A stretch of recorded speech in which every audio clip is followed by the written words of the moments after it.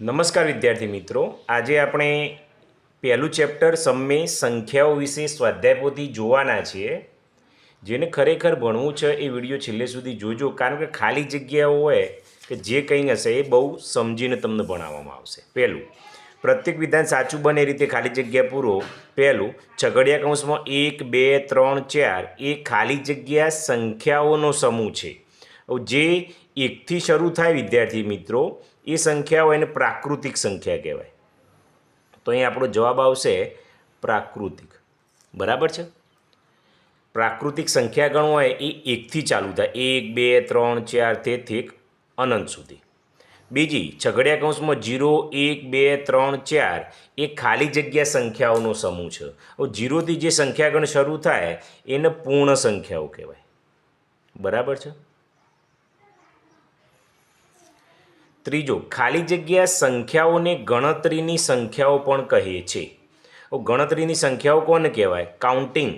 તો પ્રાકૃતિક કહેવાય. તો ત્રીજામાં આવશે પ્રાકૃતિક. પછી જોઈએ તો ખાલી જગ્યા એ પૂર્ણ સંખ્યા એટલે કે હોલ નંબર છે, પણ પ્રાકૃતિક સંખ્યા એટલે કે નેચરલ નંબર નથી.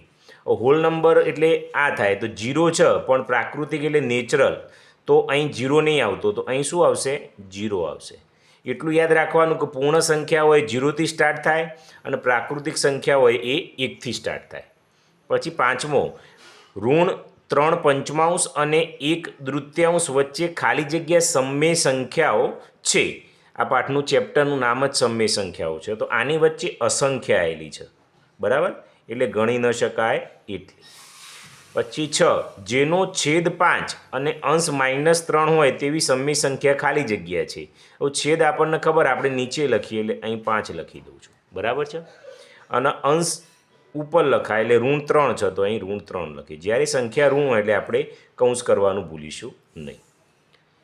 પછી જોઈએ તો 7મો, ગુણાકાર વિશેની તટસ્થ સંખ્યા ખાલી જગ્યા છે. તો 1 છે, કારણ કે 1નો ગુણાકાર કોઈ પણ સંખ્યા સાથે કરો તો એ સંખ્યા પોતે જ આવે.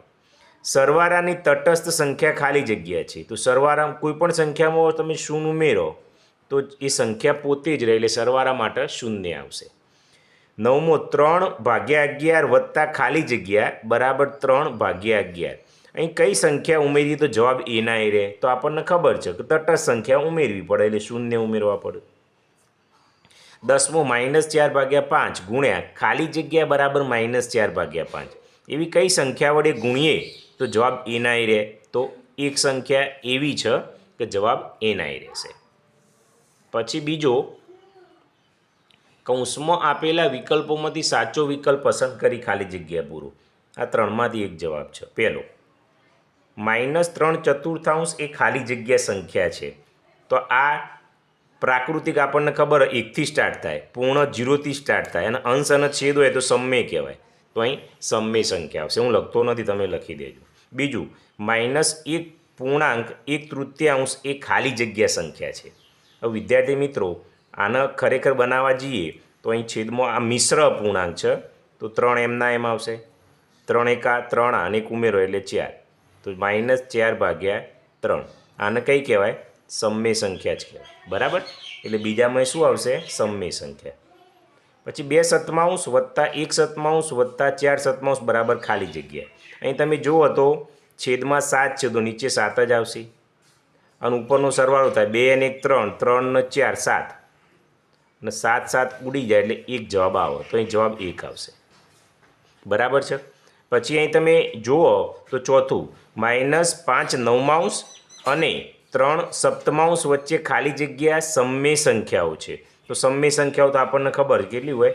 અસંખ્ય હોય.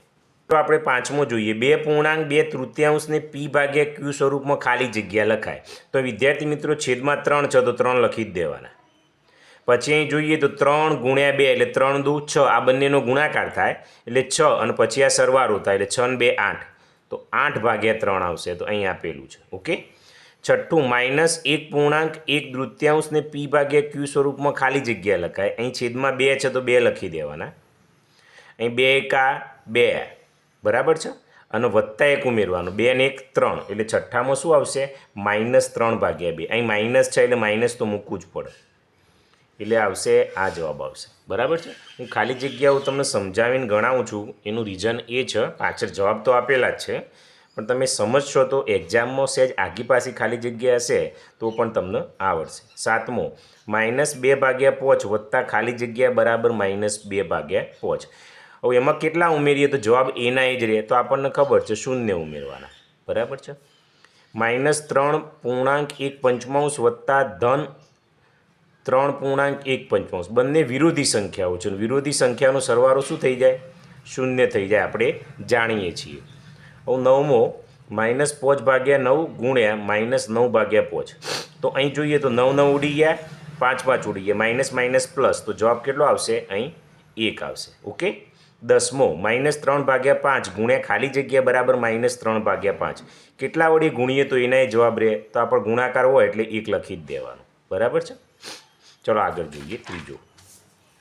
હવે શું કહે છે?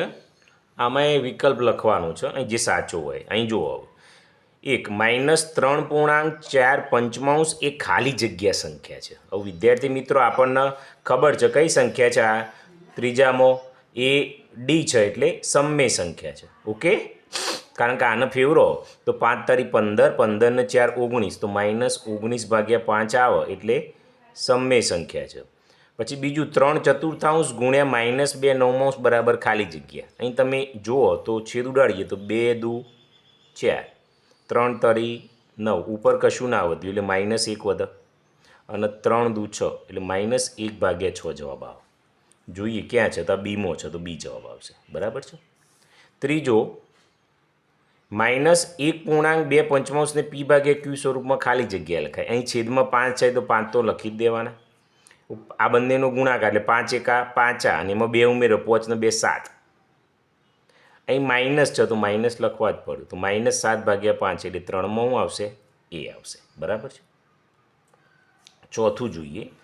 2/3 વત્તા 3/4 બરાબર 3/4 વત્તા 2/3 એ સમમી સંખ્યાના સરવાળા વિશે ખાલી જગ્યા ગુણધર્મ દર્શાવે છે. અહીં તમે જુઓ તો 2/3 આગળ છે અને 3/4 પાછળ છે. અહીં 3/4 આગળ થઈ ગયું, 2/3 પાછળ થઈ ગયું. સંખ્યા એના એ જ છે, જવાબ એના એ જ આવશે. ક્રમ બદલાયો. તો આ કયો ગુણધર્મ કહેવાય? બી, ક્રમનો ગુણધર્મ કહેવાય. બરાબર. હવે 3/4 ગુણ્યા 1, કોઈ પણ સંખ્યાને 1 વડે ગુણીએ તો એ જવાબ એ 3/4 જ આવે, તો અહીં એ આવશે પાંચમામાં. ઓકે. છઠ્ઠામાં આ બંને વિરોધી સંખ્યાઓ છે, -3/4 વત્તા 3/4, તો એમનો જવાબ શું થઈ જાય? 0 થઈ જાય. તો છઠ્ઠામાં શું આવશે? ડી આવશે. ઓકે. ચલો હવે ખરું ખોટું કરી દઈએ. નીચેના વિધાનો ખરા છે કે ખોટા તે લખો. ખરું હોય તો ખરું. -2.1 ને p/q સ્વરૂપમાં -7/3 લખાય. આપણે જોઈએ 3 છેદમાં છે તો 3 તો લખી જ દઈએ. આ બંનેનો ગુણાકાર એટલે 3 દુ 6, 6માં 1 ઉમેરો એટલે 7, 7 એમ ના એમ, અને આ માઇનસ છે તો -7/3. અહીં -7/3 છે તો ખરું લખીશું. 3/5 ગુણ્યા -3/5 બરાબર 0. તો અહીં તો 3 તરી 9 થાય, ને પોચે 25 થાય, એટલે જવાબ ખોટો આપ્યો છે, તો અહીં ખોટું આવશે. પછી 1.1 વત્તા -1.1. જો બંને સરખા છે અને વિરોધી પૂર્ણાંક છે એટલે બંને 0 થઈ જાય, એટલે આ સાચું છે. 4/9 ગુણ્યા 4/9 બરાબર 1. અહીં જુઓ તો છેદ ઉડતા જ નહીં એટલે 1 ના આવે. બરાબર. આ ખોટું છે. અહીં -5/11 ગુણ્યા 5/11 બરાબર -1. આવું જુઓ, અહીં ઉપર નીચે ઉડતું ને 5 5 25 ભાગ્યા 11 ગુણ્યા 11 121 થાય, એટલે આ તો 1 આપ્યો એટલે ખોટું થશે. પછી -3/2 વત્તા 5/2 બરાબર -5/2 વત્તા 3/2. હવે અહીં જો -3/2, અહીં માઇનસ છે અને અહીં પ્લસ છે, એટલે આ બંનેના જવાબ ફરક પડી જાય, એટલે આપણે આ વિધાનને કયું કહી દઈશું વિદ્યાર્થી મિત્રો? ખોટું કહીશું. ઓકે. આગળના 5મા દાખલા છે એ નેક્સ્ટ જોઈશું.